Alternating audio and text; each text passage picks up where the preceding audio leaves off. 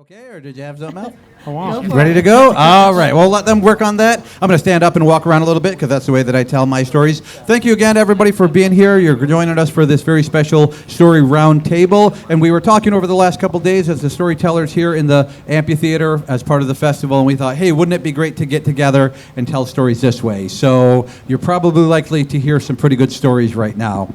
Now, like I said, I'm Onondaga from upstate New York, part of the Haudenosaunee, sometimes called Iroquois Confederacy.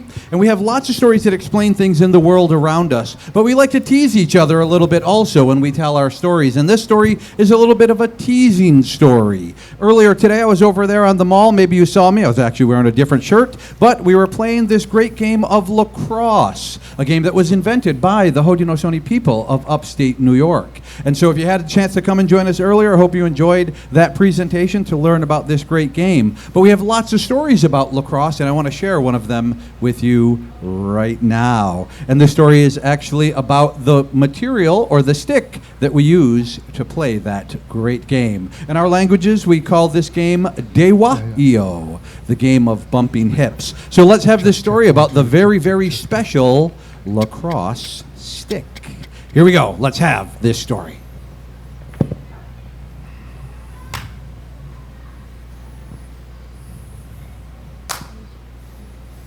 Well, we say this story happened a long, long time ago, back when the great Turtle Island was brand new.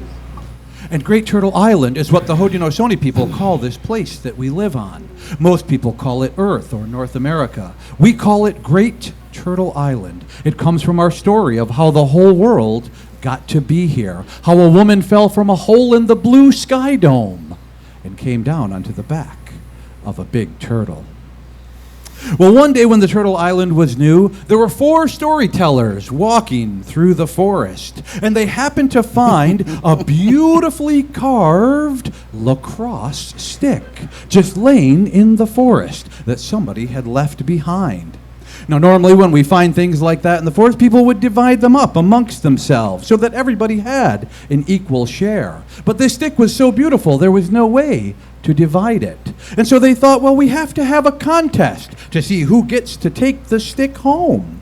And they decided that they would tell a story, and that whoever could tell the best story would be the winner of the lacrosse stick. So they all agreed to have this contest. And the first storyteller stepped forward, and his name was Gene. And when Gene stepped forward, he decided to tell a Tlingit story. And he decided to tell about how the Tlingit people were great hunters and great fisher people. And Gene said that once upon a time, he was at home. And he left his house with his bow and his arrow and his spear. And he went out in the forest and he shot 1 deer, 2 deer, 3 deer. And he carried them home. But his family was still hungry. So he went back into the forest, and he shot 1 bear, 2 bears, 3 bears, and he picked them up and carried them home. And then he went down to the river where the salmon were running, and he said, "My arms are getting tired. All of you salmon, follow me home." And the salmon swam out of the water, and they walked across the land, and they jumped into the cooking pot in Gene's home. And his whole family had lots to eat. It was like a giant potlatch, and the whole village filled their bellies, and they said, "Gene is the greatest hunter in the whole world." Woo! Well, the other storytellers, they looked at Gene and all right, that's a pretty good story. Yeah, that guy, he can't even find the fish in the grocery store at home, so he might not be such a good hunter. Well, the next storyteller stepped forward, and her name was Amy. And Amy was a Chickasaw woman. And like many Native women, Amy thought that she was a good cook. So she said, "I got a story about food.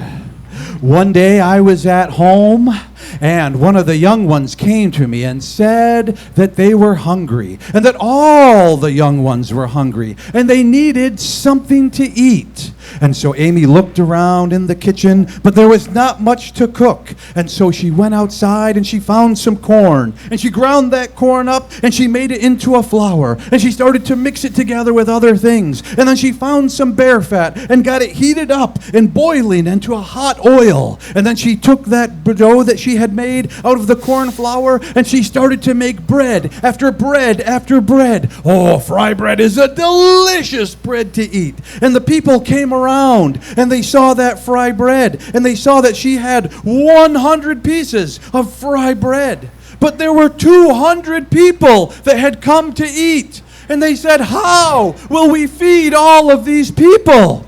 And Amy said, "I am the smartest woman ever." And she picked up one of those pieces of bread and she tore it right in half and handed out a piece to each person. And everybody ate that bread, and they thought it was the most delicious bread they had ever eaten. And everybody said, "Amy, you are the greatest cook in the whole world." I know.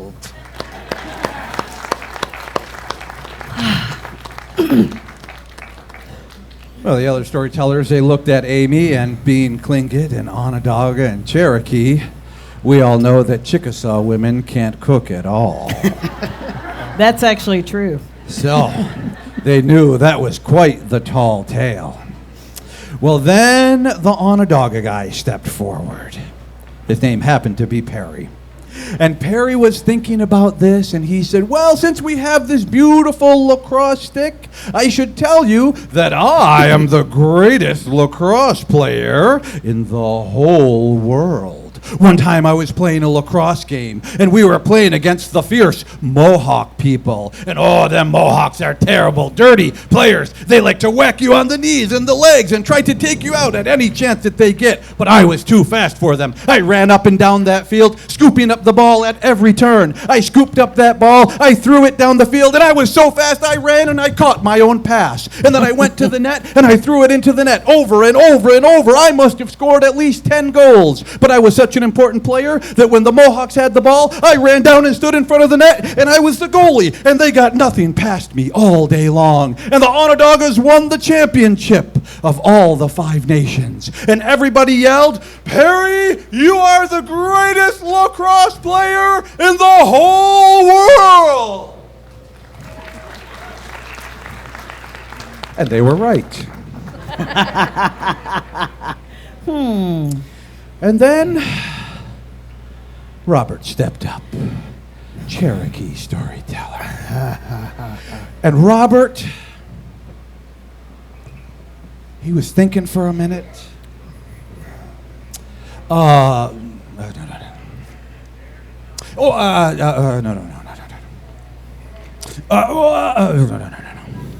And finally, Robert said, "I don't know. I don't think I can tell any tall tales. Cherokee people, they don't like to tell stories and tall tales." And the Tlingit guy and the Onondaga guy and the Chickasaw woman, they all slapped their heads and they bent over, they started to cry. And they handed that lacrosse stick over to Robert. Because everybody knows that a Cherokee that doesn't tell tall tales, that is the tallest tale anyone ever told. Because how do you know if a Cherokee is telling tall tales? Their lips are moving. And Robert went home with the lacrosse stick that day. Doneho, that story is done.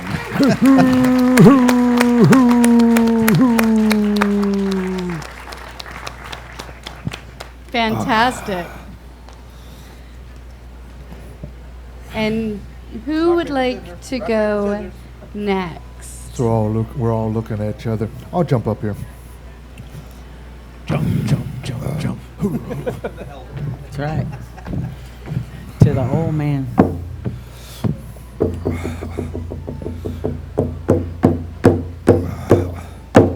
Oh, gonna choose.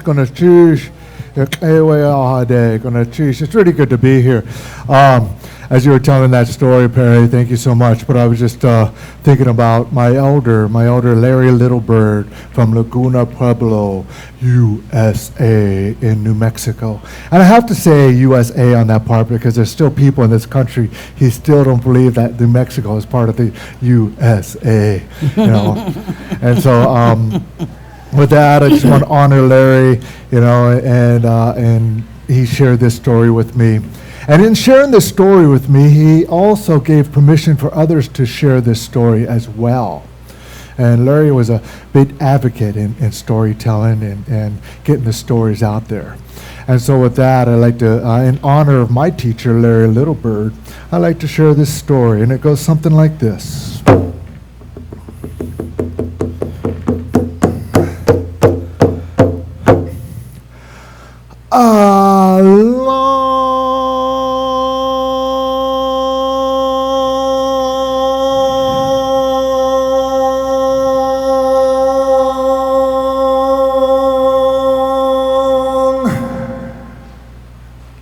Time ago.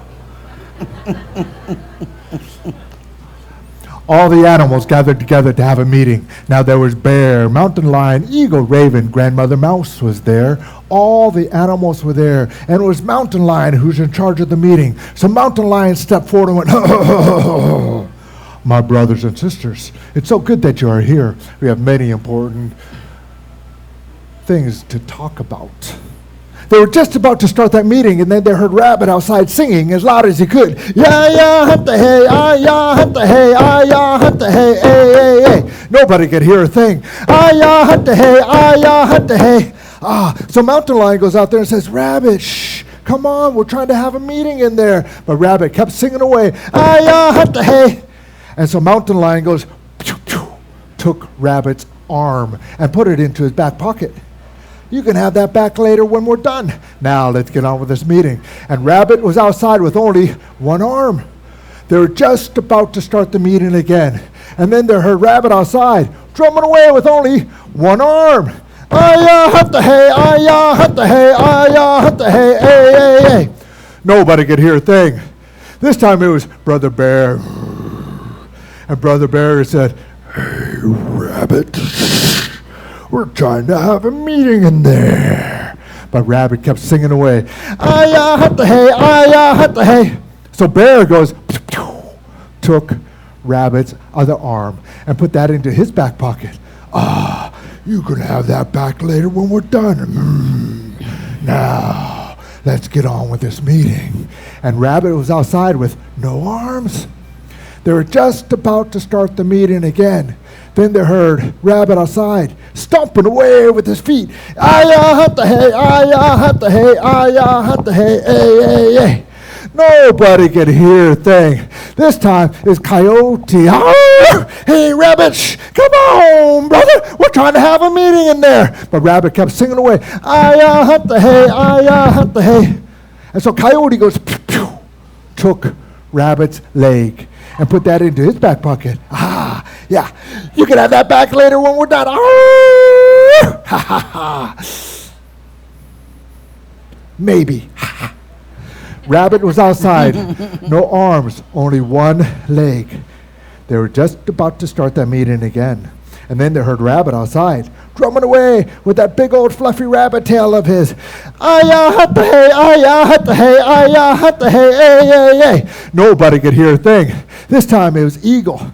Eagle rises up out of his chair, circles over Rabbit. Everyone's going, Rabbit, shh, it's Eagle, man, it's Eagle. But Rabbit was too busy singing away. Ah-ya, hunt the hay. Eagle comes down, picks up Rabbit. Everyone's going, oh no, Rabbit. And then Eagle goes, took Rabbit's head. I know. Everyone's going, man, that hurts. But they still heard, ah-ya, hunt the hay, ah-ya, hunt the hay, ah-ya, hunt the hay, ay, ay, ay. Ah-ya, hunt the hay, ah-ya, hunt the hay, ah-ya, hunt the hay, ay, ay, ay. Because Rabbit, his song was coming from his heart. Whenever you sing from your heart, whenever you follow your heart, nobody can take that away from you. So, they gave Rabbit his head back. They gave Rabbit his 2 arms back.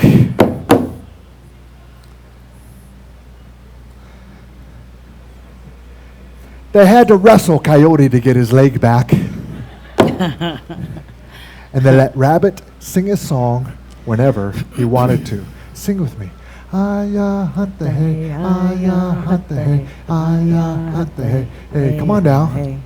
I hunt the hay, I hunt the hay, I hunt the hay. Hey, stop lip syncing. Come on. I hunt the hay, I hunt the hay, I hunt the hay. Hey, hey, here we go. I hunt the hay, I hunt the hay, I hunt the hay. Hey, hey, oh! So sing, sing, sing. And just know that song was a song of celebration, a song of joy. And whenever you get down, whenever you get lonely or mad, you see, medicine is music. Medicine is music. To fill your mind with that spirit and that music. And sing and be. Be who you want to be. Be that rabbit. Be that rabbit. Because there's a lot of those who want to tell you to be something else. Yeah. Ask us Indians. We know what it means for somebody trying to make us something else. Amen. Thank you.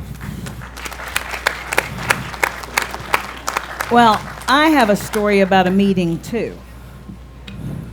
All the animals. When Abba Banili created the world, he sent the animals first. And the animals got along quite well, and eventually Abba Banili sent down Hatak, the man, people. And animals felt very, very sorry for us because people are kind of worthless. They were naked, no thick fur, nothing to keep them warm, no sharp claws, no sharp teeth, no talons. Kind of scaredy cat kind of folks, you know. And the animals felt really sorry for us, and so they started taking us under their wing. They started teaching us where to find food, how to clothe ourselves, where to live, and they actually gave us language. They gave us the ability to anompa, to speak. And everything was going great until people began to reproduce quickly and somebody discovered that animals were tasty.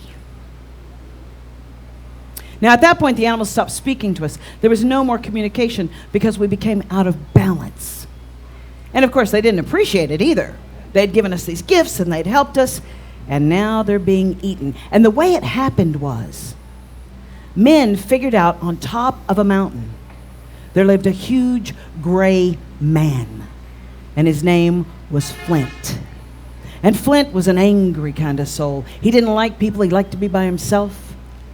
But people would wait, and when he came out of his home, they would run up with a piece of a rock, and they would bang him on his kneecap, or bang him on his toe, or bang his heel, and a piece would pop off of Flint, and they would take him back into the woods and work it into spear points and arrowheads. They started using it to hunt the animals. This went on, and finally all of the animals came together. Yanosh, the buffalo, Isi, the deer, Onsi, the eagle, Chokfe, rabbit, Luksi, turtle. They all gathered to discuss what to do about people. They had a problem. What were they going to do about people? And each animal offered up something, and everybody kind of, nah, that won't work, and this won't work, and that won't work. And finally, Chokfe, the trickster, he sat in the back. He sat up and he said, if it was up to me, don't worry about the people. They're not the problem. Flint is the problem. I'd just march up the mountain, take him out. I'd handle Flint. And all the animals stopped. They said, wow, you'd kill Flint. He said, hey, I'd just walk right up there, bam, take him out. They said, okay. Now Rabbit realizes he has a problem. He is this big. He's little tiny claws, little bitty teeth. He's really not much of a fighter, but he's volunteered. So he begins to work his way up this mountainside, and the whole time he's thinking, what am I going to do? What am I going to do? What am I going to do? And when he got to Flint's door, he said, pop, pop, pop. Flint? Nothing. Banged a little harder. Bam, bam, bam. Nothing. Finally, he banged hard. Pow, pow, pow. And the door opened and Flint stood there. Now, Chokfi, in our tradition, if I took you home with me to meet family, they're going to feed you. And it doesn't matter if you say, man, we just ate. No, no, no, no, no. You're going to eat. And you're going to eat the best of what they've got. They're going to feed you. So he expected, he stood there and he kept thinking, well, any minute, Flint will ask me in. But Flint just stared. Finally, Chokfi said, Chokma, hello, I'm Rabbit. Nothing. Flint stared. Rabbit got it into his head about food, and he said, you know, Flint, I'm the best cook in all the world. And if you come to my house tomorrow, you're going to eat. I'm going to feed you a feast. And Flint looked at me and said, I don't know. He said, there's these little people around him. Every time they come out, they bang pieces off of me. And he said, no. He says, come to my house. You will be safe. Flint agreed. Chokfi comes back down that mountain as fast as he can, and he cooks all night long. He makes traditional corn dishes, pashofa. He makes great dumplings. He makes banaha. He makes all kinds of food. He raids the honeybee and gets honey. And he sets out the feast. And the next day, he hears Flint coming down the mountainside. Boom, boom, boom, boom, boom, boom. And he knocks on that door, and he opens it, and he says, Minty, come in. Now, Flint was so big. As he got in, he had to stick his head in like this. And then he took an arm, and he took another arm, and he kind of wiggled his way into that house. He pulled a leg up and another leg, and his head touched the roof. He grabbed that table, and he pulled that long table right up into his belly.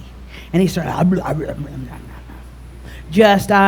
filling himself. And Rabbit kept putting out food. And then Rabbit got a stick. He took that stick, he started working that stick. Flint said, Nanta, what are you doing? He said, nothing, I just have to stay busy, man. My hands, I just have to stay busy all the time. Eat. Flint started eating. No. Rabbit's working that stick. He's working that stick. Finally, Flint finishes. And you know what happens after you eat a meal that big, right? Want to loosen that belt a little bit, slide down, take a nap. Flint started nice. I got to go home. Rabbit said, no. It's okay. He says, you stay. No see. Little sleep. Go later. Flint agreed. He pushed that table back. He slid down, all cramped up. He started to snore. So, Rabbit got up close. He said, Flint, nothing. He said, Flint, nothing. Finally heard, he was snoring. The roof was raising. He said, Flint! Nothing. At that point, he took that stick he'd been working, and he jumped up onto Flint right here. Flint was breathing in and out, snoring. Rabbit raised that stick. He almost looked like a surfer. He was just riding that wave. He brought that stick down as hard as he could, and when he did, do you know what happened? Flint exploded into thousands of pieces. He blew the roof off of Rabbit's hat. It rained down into fields and streams, into forests, prairies. Flint fell everywhere. Now, Rabbit got knocked behind a table, had his head down, and when he thought he heard the last piece of Flint fall, he stuck his little head up. And when he did, the last piece of Flint fell out of the sky, and it split his nose right down the middle. And to this day, if you see any of Chokfi's babies, they'll have a little line runs right down the middle of their nose, and it reminds them to keep their nose in their own business. And that's the story of Flint.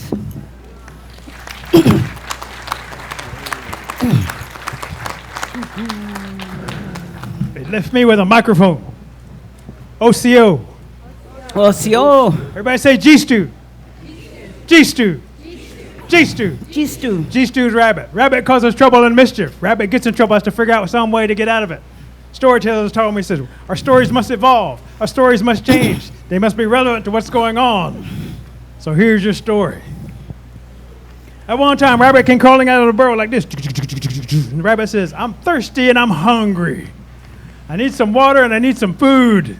Rabbit came up. And Rabbit saw nothing but dust because all of the animals were running. And Rabbit goes, whoa, something bad's going on. So Rabbit takes off and Rabbit's running and running and running. And Rabbit catches up with the turtles. So now all my turtles in the first row stand up. Stand up. Stand up. Stand And the up. turtles are running. So turtles run like this. Oh, all my turtles run. Oh, oh. And Rabbit runs up to the turtles and says, Turtles, why are you running? And the turtles say, we don't know.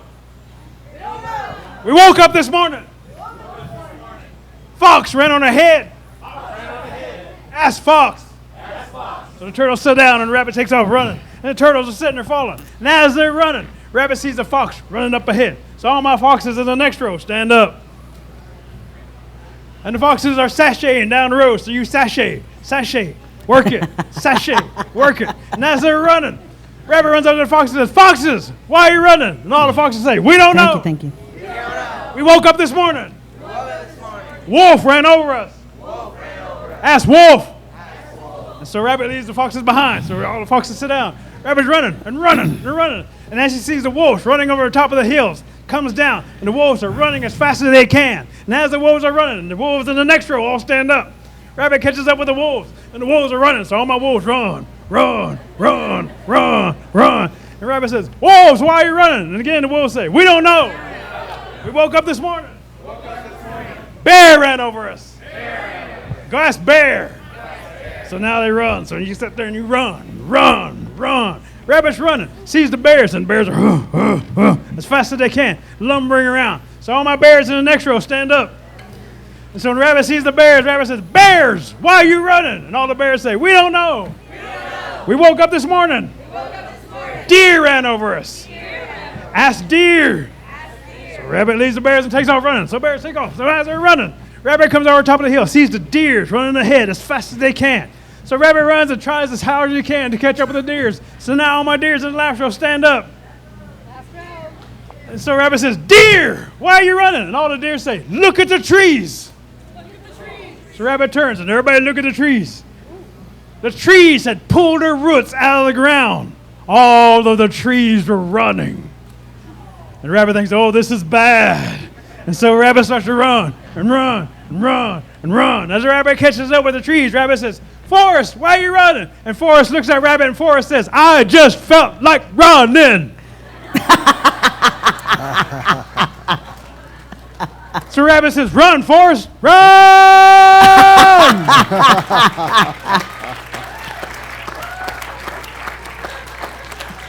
And Rabbit went home and went back to bed. And the moral of the story is for this. As we grow up, we make decisions. We make choices. Make sure your choices are good ones. Make sure you think for yourself. You all know what's good and what's wrong, so you make sure your decisions are good and right.